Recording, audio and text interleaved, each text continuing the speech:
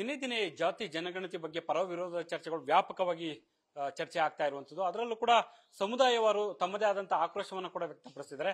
So ಇದೆಲ್ಲ ಬೆಳವಣಿಗೆ ಬಗ್ಗೆ ಮಾತನಾಡೋದಕ್ಕೆ ನಮ್ಮ ಜೊತೆಗೆ ಮಾಜಿ ಅಡ್ವೊಕೇಟ್ ಆಗಿರುವಂತಹ ಅಶೋಕ್ ಆರ್ನಳ್ಳಿ ಅವರು ಇದ್ದಾರೆ. ಅವರ ಹತ್ರ ಒಂದಷ್ಟು ವಿಚಾರಗಳನ್ನ ತಿಳಿಯುವಂತ ಒಂದು ಪ್ರಯತ್ನ ಮಾಡೋಣ. ಅಶೋಕ್ ಆರ್ನಳ್ಳಿ ಅವರು ಈಗಾಗಲೇ ವರದಿ ಸಂಪುಟ ಸಭೆಯಲ್ಲಿ ಮಂಡನೆ ಆಗಿರುವಂತದ್ದು, ಪರ ವಿರೋಧಗಳು ದೊಡ್ಡ ಮಟ್ಟದಲ್ಲಿ ಚರ್ಚೆ ಆಗ್ತಾ ಇದೆ. ಸೊ ಇದನ್ನ ಯಾವ ರೀತಿ ನೀವು ಅನಾಲಿಸಿಸ್ ಮಾಡ್ತೀರಿ? ಅಂದ್ರೆ ಈ ಜಾತಿ ಗಣತಿಯ ಒಂದು ಅಂಕಿಅಂಶಗಳು ಹೊರಬಂದಿರತಕ್ಕಂತ ಒಂದು ಗಮನಿಸಿದಾಗ ಈ ಅಂಕಿಅಂಶಗಳು ಸರಿಯಾಗಿಲ್ಲ ಅನ್ನೋದು ಮೇಲ್ನೋಟಕ್ಕೆ ಕಾಣುತ್ತೆ. ಉದಾಹರಣೆಗೆ ಬ್ರಾಹ್ಮಣ ಸಮುದಾಯದಲ್ಲಿ ಕೇವಲ 14 ಲಕ್ಷ ಇದ್ದಾರೆ ಅನ್ನೋದು ಅದರಲ್ಲಿ ತೋರಿಸಿದ್ದಾರೆ. ನಮಗಿರ್ತಕ್ಕಂಥ ಮಾಹಿತಿಯಲ್ಲಿ ಕಮ್ಮಿ ಅಂದ್ರೆ 45 ಲಕ್ಷ ಜನನಾದ್ರು ಇರಬೇಕು. ಎರಡನೇದು, ಈ ಜಾತಿ ಗಣತಿ ಮಾಡಬೇಕಾದ್ರೆ ಪ್ರತಿಯೊಬ್ಬ ಮನೆಗೂ ಹೋಗ್ಬಿಟ್ಟು ಅವರ ಒಂದು ಮಾಹಿತಿಯನ್ನ ಸಂಗ್ರಹಿಸಿರ್ಬೇಕಾಗಿತ್ತೆ. ಆದ್ರೆ ನಾನು ಅನೇಕ ಕಡೆ ಮನೆಗಳಲ್ಲಿ ಹೋಗಿ ವಿಚಾರಿಸಿದಾಗ ಅವರು ಈ ರೀತಿಯಾಗಿ ಯಾರು ಬಂದಿಲ್ಲ ಅನ್ನೋ ಒಂದು ವಿಷಯವನ್ನ ಹೇಳಿದ್ರು. ನಾನು ವಿಚಾರಿಸೋದ್ರಲ್ಲಿ ಸುಮಾರು 20% ಜನ ಬಂದಿದ್ರು ಅಂತ ಹೇಳಿದ್ರು, 80% ಜನ ಯಾರು ಬಂದಿರಲಿಲ್ಲ ಅಂತ ಹೇಳಿದ್ರು. ಹಾಗಾಗಿ ಈ ಗಣತಿ ಏನಾಗಿದೆ, ಈ ಗಣತಿ ಆಗಿರೋದೇ ಸ್ವಲ್ಪ ಲೋಪದೋಷಗಳಿಂದ ಕೂಡಿದೆ. ಆದ್ರಿಂದ ಈ ಜಾತಿ ಗಣತಿಯ ವರದಿಯ ಮೇಲೆ ಯಾವ್ದಾದ್ರು ಮುಂದುವರೆದ್ರೆ ಅದರಿಂದ ಅನೇಕ ಸಮುದಾಯಗಳಿಗೆ ಅನ್ಯಾಯ ಆಗ್ತಕ್ಕಂಥ ಸಂಭವ ಇದೆ. ನಿಮ್ಮ ಸಮುದಾಯಕ್ಕೆ ಅಂತಂದ್ರೆ ಬ್ರಾಹ್ಮಣ ಸಮುದಾಯಕ್ಕೂ ಅನ್ಯಾಯ ಆಗಿದೆ ಅಂಕಿಅಂಶಗಳು ಅಂತ ಹೇಳ್ತಾ ಇದ್ದಾರೆ. ಬ್ರಾಹ್ಮಣ ಸಮುದಾಯದ ಸರಿಯಾದಂತ ಒಂದು ಸಂಖ್ಯೆ ಆ ವರದಿಯಲ್ಲಿ ಇಲ್ಲ. ನಾವು ಇರ್ತಕ್ಕಂಥ ಬ್ರಾಹ್ಮಣರ ಸಂಖ್ಯೆಯನ್ನ ಬಹಳಷ್ಟು ಕಮ್ಮಿಯನ್ನ ತೋರಿಸಿದ್ದಾರೆ.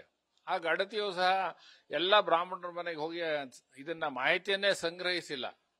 ಆ ದೃಷ್ಟಿಯಲ್ಲಿ ಈ ಒಂದು ಜಾತಿ ಗಣತಿ ಅನ್ನೋದು ಬ್ರಾಹ್ಮಣ ಸಮುದಾಯಕ್ಕೂ ಒಂದು ಅನ್ಯಾಯವಾಗತಕ್ಕಂತ ಒಂದು ಸಂದರ್ಭ ಇದೆ. ಈ ನಿಟ್ಟಿನಲ್ಲಿ ನಿಮ್ಮ ಮುಂದಿನ ನಡೆ ಇರುತ್ತೆ ಸಮುದಾಯದ್ದು. ಅಂದ್ರೆ ಈಗ ಜಾತಿ ಗಣತಿ ವರದಿಯನ್ನ ಟೇಬಲ್ ಮಾಡಿದ್ದಾರೆ. ಅದರ ಮೇಲೆ ಒಪ್ಪಿ ಆ ವರದಿಯನ್ನ ಒಪ್ಪಿ ನಂತರ ಅದರ ಮೇಲೆ ಏನು ರಾಜಕೀಯವಾದಂತ ನಿರ್ಣಯಗಳನ್ನು ತೆಗೆದುಕೋತಾರೆ ಅದರ ಆಧಾರದ ಮೇಲೆ ನಾವು ಯೋಚನೆ ಮಾಡಬೇಕು. ಈಗ ಜಾತಿ ಗಣತಿಯನ್ನ ವಿರೋಧ ಮಾಡೋದಾದ್ರೆ ಈ ಸಂದರ್ಭದಲ್ಲೇ ಮಾಡೋದಾ ಅಥವಾ ಮುಂದಿನ ಕ್ಯಾಬಿನೆಟ್ನವ್ರು ಏನ್ ನಿರ್ಣಯ ತಗೋತಾರೆ ಅದರ ಆಧಾರದ ಮೇಲೆ ಮುಂದಿನ ಕ್ರಮವನ್ನು ಆಲೋಚನೆ ಮಾಡಬೇಕು. ಆಯಾ ಸಮುದಾಯವಾರು ಕೂಡ ಅಂದ್ರೆ ಲಿಂಗಾಯತ ಆಗಿರ್ಬೋದು, ಒಕ್ಕಲಿಗ ಆಗಿರ್ಬೋದು, ಬೇರೆ ಬೇರೆ ಸಮುದಾಯಗಳು ಕೂಡ ಇದೇ ಅಭಿಪ್ರಾಯವನ್ನ ಒಂದು ಹಂತದಲ್ಲಿ ವ್ಯಕ್ತಪಡಿಸ್ತಾ ಇರುವಂತದ್ದು.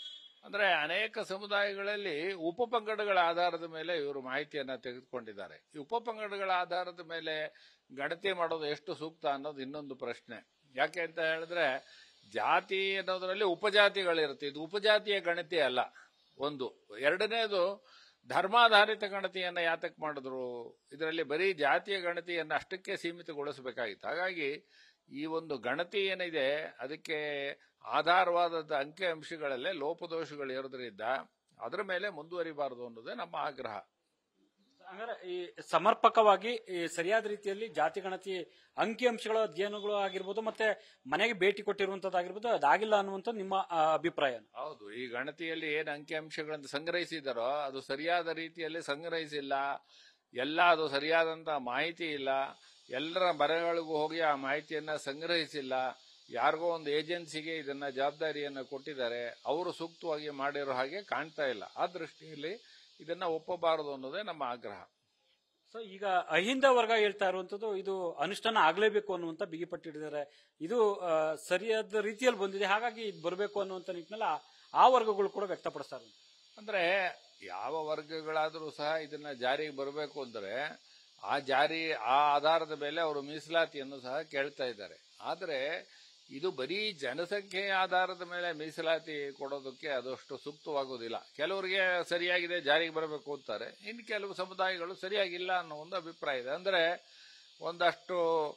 ಒಂದು 50% ಜನ ಸರಿ ಇದೆ ಅಂತಾರೆ, 50% ಜನ ಸರಿ ಇಲ್ಲ ಅಂತ ಹೇಳ್ತಾರೆ. ಇದರಿಂದ ಏನಾಗುತ್ತೆ ಅಂದ್ರೆ ಸಮುದಾಯಗಳ ಮಧ್ಯೆನೆ ಭಿನ್ನಾಭಿಪ್ರಾಯ, ವೈಷಮ್ಯ ಬರ್ತಕ್ಕಂಥ ಒಂದು ಸನ್ನಿವೇಶ ಇದೆ. ಅಂದ್ರೆ ಈಗ ಸದ್ಯದ ಬೆಳವಣಿಗೆ ನೋಡಿದ್ರೆ ಇದು ವಿಶೇಷ ಸಂಪುಟ ಸಭೆಯಲ್ಲಿ ಏನ್ ಮಾಡಬೇಕು ಅಂತ ನೀವು ಸಲಹೆ ಕೊಡ್ತೀರಾ? ಅಂದ್ರೆ ಈ ವಿಶೇಷ ಸಂಪುಟ ಸಭೆಯಲ್ಲಿ ಜಾತಿ ಗಣತಿಯನ್ನ ಸಾರಾಸಗಟಾಗಿ ಒಪ್ಪೋದ್ರಲ್ಲಿ ಅರ್ಥವೇ ಇಲ್ಲ. ಮೊದಲನೇದು, ಜಾತಿ ಗಣತಿ ಸರಿಯಾದಂತ ರೀತಿಯಲ್ಲಿ ಅದು ಮಾಹಿತಿಯನ್ನ ಸಂಗ್ರಹಿಸಿದಾರ ಅಂತ ಯೋಚನೆ ಮಾಡಬೇಕು. ಆದ್ರಿಂದ ಸುಮ್ಮನೆ ಜಾತಿ ಗಣತಿ ವರದಿಯನ್ನ ಒಪ್ಪು ಬಿಟ್ರೆ ಬರೀ ಲೋಪದೋಷಗಳಿಂದ ಕೂಡದಂತ ವರದಿಯ ಆಧಾರದ ಮೇಲೆ ಮುಂದಿನ ನಿರ್ಣಯಗಳು ತೆಗೆದುಕೊಂಡ್ರೆ ಆ ನಿರ್ಣಯಗಳು ತಪ್ಪಾದಂತ ಪರಿಣಾಮ ಬೀರುತ್ತೆ. ಆದ್ರಿಂದ ಇದು ತರಾತುರಿಯಲ್ಲಿ ಮಾಡತಕ್ಕಂತ ಒಂದು ನಿರ್ಣಯ ಅಲ್ಲ ಅನ್ನೋದು ನನ್ನ ಭಾವನೆ. ಇದು ರಾಜಕೀಯವಾಗಿ ಕೂಡ ಈ ವರದಿಯನ್ನು ಬಳಸ್ಕೊಳ್ತಿದ್ದಾರೆ ಅನ್ನೋ ರೀತಿಯಲ್ಲಿ ಕೂಡ ನಿಮ್ಗೇನ ಅನ್ಸುತ್ತಾ? ಹೌದು, ಇದು ರಾಜಕೀಯ ಉದ್ದೇಶವೂ ಸರ ಇರೋ ಹಾಗೆ ಕಾಣುತ್ತೆ. ಯಾಕೆ ಅಂತ ಹೇಳಿದ್ರೆ ಈ ಧರ್ಮಾಧಾರಿತ ಗಣತಿ ಯಾತಕ್ ಮಾಡಿದ್ರು ಅನ್ನೋದು ನನಗೆ ಅರ್ಥ ಆಗ್ತಾ ಇಲ್ಲ. ಅಂದ್ರೆ ಎಲ್ಲಾ ಧರ್ಮದವರ ಗಣತಿಯನ್ನು ಮಾಡಿದಾರಾ ಅಥವಾ ಬರೀ ಜಾತಿಗಳ ಆಧಾರದ ಮೇಲೆ ಮಾಡಿದಾರಾ ಅನ್ನೋದು ಅದು ವಿಷಯ ಸ್ಪಷ್ಟತೆ ಇಲ್ಲ. ಆ ದೃಷ್ಟಿಯಲ್ಲಿ ಇದು ಯಾರ ಸಂಖ್ಯೆ ಜಾಸ್ತಿ ತೋರಿಸಿದಾರೋ ಅವರು ನಮಗೆ ರಾಜಕೀಯ ಪ್ರಾಧಾನ್ಯತೆ ಜಾಸ್ತಿ ಕೊಡಿ ಅಂತ ಕೇಳ್ತಾರೆ. ಕಮ್ಮಿ ಕೊಟ್ಟಿರೋರಿಗೆ ಅದರಿಂದ ಅನಾನುಕೂಲ ಆಗೋ ಸಂಭವ ಇರುತ್ತೆ. ಆದ್ರಿಂದ ಈ ಗಣತಿ ಆಧಾರದ ಮೇಲೆ ಮುಂದೆ ಅನೇಕ ಅನುಕೂಲತೆಗಳನ್ನ ಸರ್ಕಾರದ ಮಟ್ಟದಲ್ಲಿ ರಾಜಕೀಯ ಮಟ್ಟದಲ್ಲಿ ಕೇಳ್ತಕ್ಕಂಥ ಒಂದು ಸಂದರ್ಭ ಇರೋದ್ರಿಂದ ಈ ಕೆಲವು ಸಣ್ಣ ಪುಟ್ಟ ಸಂಖ್ಯೆಯಲ್ಲಿರ್ತಕ್ಕಂಥ ಸಮುದಾಯಗಳಿಗೆ ಇದರಲ್ಲಿ ಅನ್ಯಾಯ ಆಗತಕ್ಕಂಥ ಒಂದು ಸಂದರ್ಭನೂ ಇದೆ. ಈಗಾಗಲೇ ಒಕ್ಕಲಿಗ ಸಮುದಾಯದ ಸಂಘ ಕೂಡ ಹೇಳ್ತಾ ಇರುವಂತದ್ದು, ನಾವು ಹೋರಾಟ ಮಾಡ್ತೀವಿ, ಇದನ್ನ ಬಂದ್ ಕರೆ ಕೊಡ್ತೀವಿ ಅನ್ನೋ ರೀತಿಯಲ್ಲಿ ಮಾತಾಡ್ತಿದ್ದಾರೆ. ನಿಮ್ ಸಮುದಾಯ ಆ ನಿಟ್ಟಿನಲ್ಲಿ ಏನು ಯಾವ ನಿರ್ಧಾರ?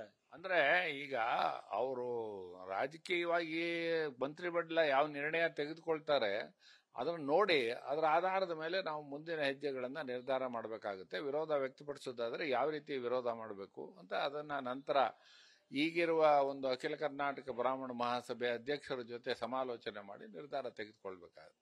ಅಲ್ಲ, ಈಗ ಸಂಪುಟ ಸಭೆಯಲ್ಲಿ ಇರುವಂತಹ ಸಚಿವರಿಗೆ ಅಭಿಪ್ರಾಯವನ್ನು ತಿಳಿಸುವಂತಹ ಪ್ರಯತ್ನ ಆಗಿದೆಯಾ? ಅಂದ್ರೆ ನಮ್ಮ ಸಮುದಾಯದವರಿಗೆ ಎಲ್ಲರಿಗೂ ಗೊತ್ತಿದೆ, ನಾವು ಅನೇಕ ಬಾರಿ ಹೇಳಿದೀವಿ, ಅನೇಕ ಸಭೆಗಳಲ್ಲೂ ಸಹ ನಮ್ಮ ಅಭಿಪ್ರಾಯವನ್ನ ನಾವು ತಿಳಿಸಿದೀವಿ. ಹಾಗಾಗಿ ಅವರಿಗೆಲ್ಲ ಮಾಹಿತಿ ಇದೆ. ದಿನೇಶ್ ಗುಂಡೂರಾವ್ ಅವರಿಗೆ ಏನಾದ್ರು ಮನವರಿಕೆ ಮಾಡುವಂತದ್ದು ಅಥವಾ ಹೇಳುವಂತದ್ದು ಹೇಳಿದೀವಿ. ಈಗಾಗಲೇ ನಮ್ಮ ದಿನೇಶ್ ಗುಂಡೂರಾವ್ ಆಗಲಿ, ಆರ್ ವಿ ದೇಶಪಾಂಡೆ ಅವರಾಗಿ ಇವರೆಲ್ಲರಿಗೂ ನಾವು ಮನವರಿಕೆ ಮಾಡಿಕೊಟ್ಟಿದ್ದೀವಿ. ಇನ್ನು ಮತ್ತೊಮ್ಮೆ ಅದನ್ನ ಪ್ರಯತ್ನವನ್ನ ನಾವು ಮಾಡ್ತೀವಿ. ಸೊ ಇದಿಷ್ಟು ಕೂಡ ಅಶೋಕ್ ಹಾರ್ನಳ್ಳಿ ಅವರ ಸ್ಪಷ್ಟವಾದ ಮಾತುಗಳು. ಕ್ಯಾಮರಾ ಪರ್ಸನ್ ಮುರಳಿ ಜೊತೆ Harish Kakul, news first Bengaluru. News first ನಿರ್ಭೀತಿಯಿಂದ ನಿಮ್ಮ ಪರವಾಗಿ.